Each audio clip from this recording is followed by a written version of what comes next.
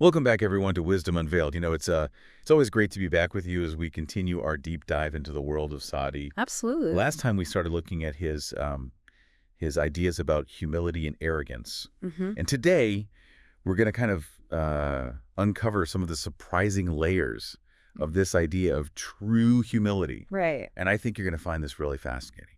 Yeah, what's so captivating about Saadi is that he doesn't just give us, these definitions, Yeah. He uses these incredible stories to reveal deeper truths about human nature. Okay, I'm ready for a story. So there's one in particular that really kind of caught my eye. Okay. It's about a man who refuses to sweep a mosque because he feels unworthy. Right. It seems kind of counterintuitive, right? This isn't refusing to help out like the opposite of humility. Yeah, that's the brilliance of Saadi, He's challenging us to think beyond just those surface level actions. Yeah. The mosque story isn't really about the sweeping itself. It's about whether our outward actions are truly aligned with our inner state. So on the surface, this man appears humble, but his refusal to sweep suggests that something deeper is going on. So you're saying it's possible to do things that look humble on the outside, Right. but they could actually stem from a very different place internally. Exactly. Saadi is prompting us to examine our motivations.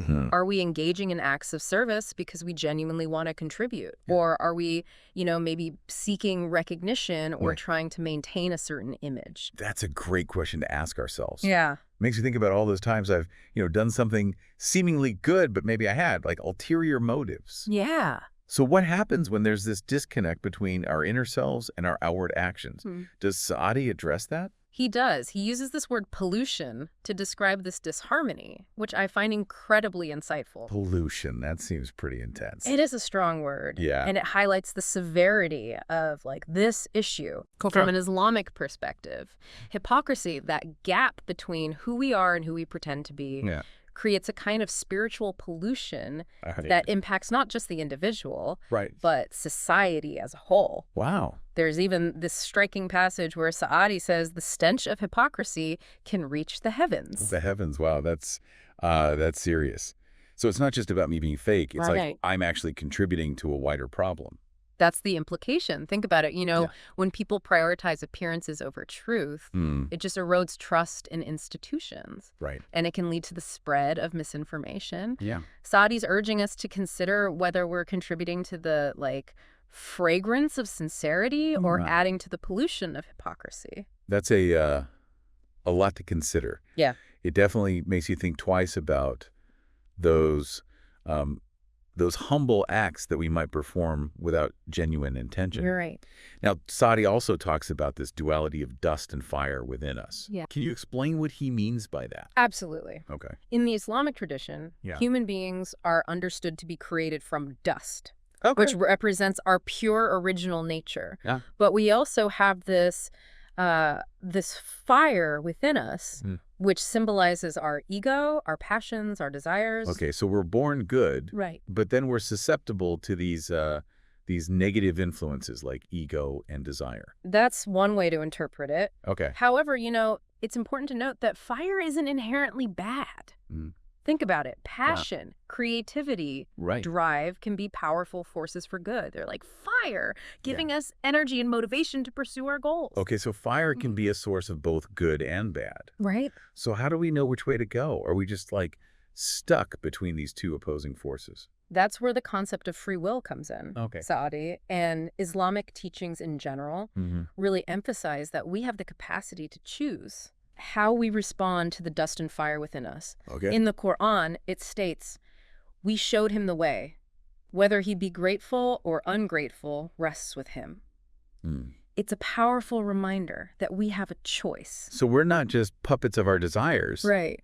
We actually have the power to choose how we respond to them. That's really empowering. It is. And that choice, that responsibility, brings us back to the concept of humility. Okay. It's not about suppressing the fire within us, but about channeling it in a way that serves the greater good. So it's about aligning our actions with our best selves. Exactly. Even when it's hard. Yeah. Makes sense. Yeah. But how do we actually do that? Right. How do we navigate this this inner battleground of dust and fire. Well, that's where Saadi's beautiful metaphor of polishing the mirror of the heart comes in.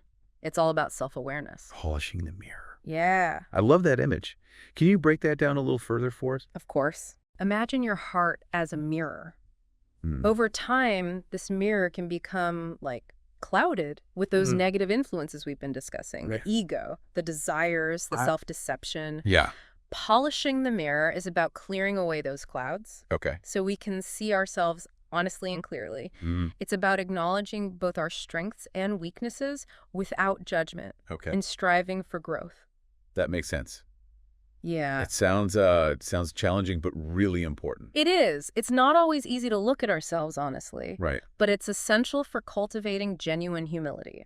When we can see ourselves clearly, flaws and all, we are less likely to fall into the traps of arrogance and self-righteousness. So by really getting to know ourselves, Right.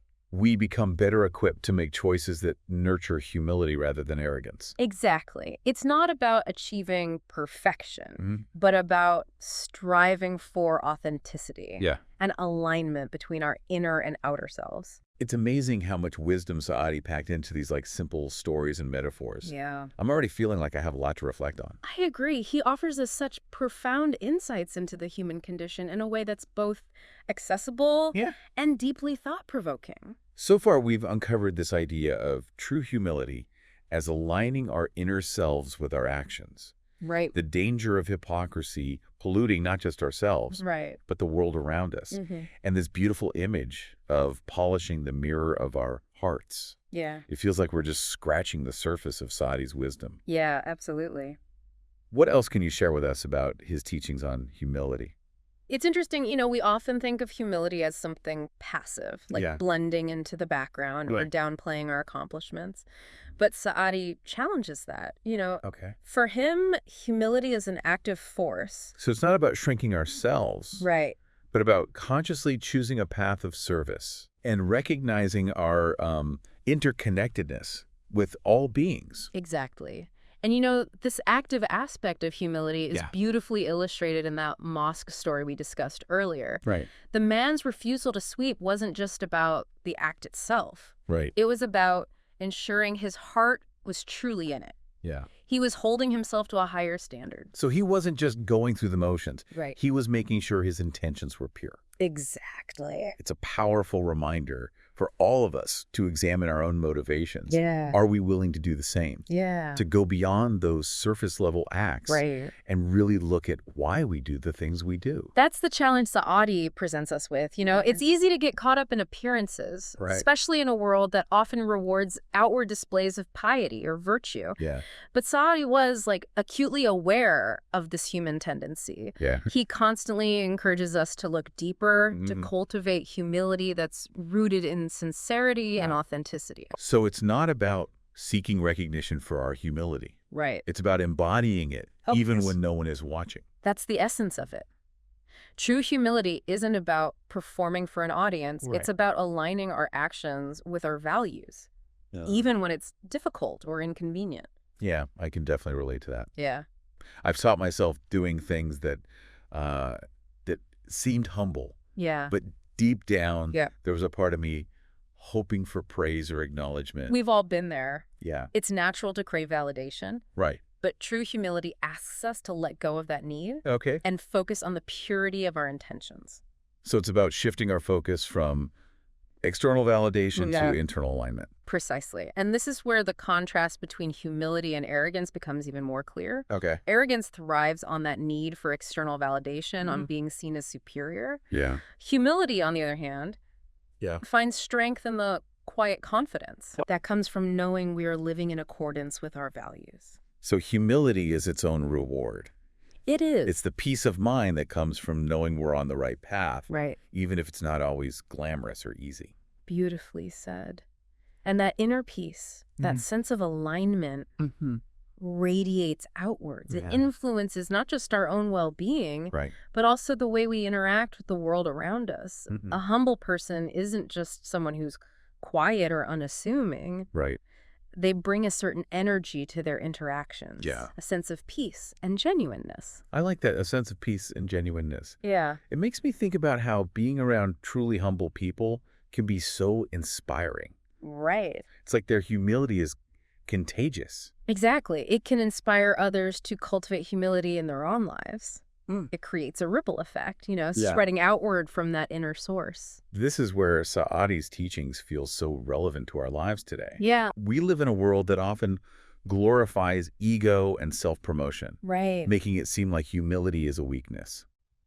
It's true. Yeah. It can be challenging to stay grounded in humility when everything around us is shouting the opposite message. Yeah. But that's precisely why Saadi's wisdom is so important. He reminds us that true strength and fulfillment come not from feeding our egos, but from cultivating humility. It's about choosing a different path. Yes. One that's less about appearances and more about inner alignment. Yeah. About serving something larger than ourselves. Yes. And that path, while not always easy, leads to a deeper sense of purpose and meaning. Okay. It connects us to something far greater than our individual egos. It's a beautiful vision. It is. And one that feels increasingly urgent in a world that often seems lost. Yeah. But how do we bring this ancient wisdom into our modern lives? Right. How do we make it relevant to the challenges we face today? It starts with recognizing that humility isn't just a concept. It's a practice. Okay. It's something we cultivate through conscious choices. Right. Through daily efforts to align our actions with our values. So it's not about achieving some perfect state of humility. Right. But about consistently making choices that move us in the right direction. Exactly. Like that ongoing process of polishing the mirror. Exactly. It's an ongoing process that requires commitment and patience. And it's a journey worth taking. It is. Even if we stumble along the way. Absolutely. The more we practice, the more natural it becomes. Absolutely. And the more we practice humility, the more we find ourselves drawn to those actions and interactions that reflect our truest selves, our highest intentions. It's like a virtuous cycle. It is. Where humility breeds more humility, leading us further down that path of genuine connection and fulfillment. Beautifully said. Yeah. And it's a path that's open to all of us. Yeah. Regardless of our background or beliefs. It's a universal message. Yes. One that transcends time and culture. It is. And it's a message that we need now more than ever.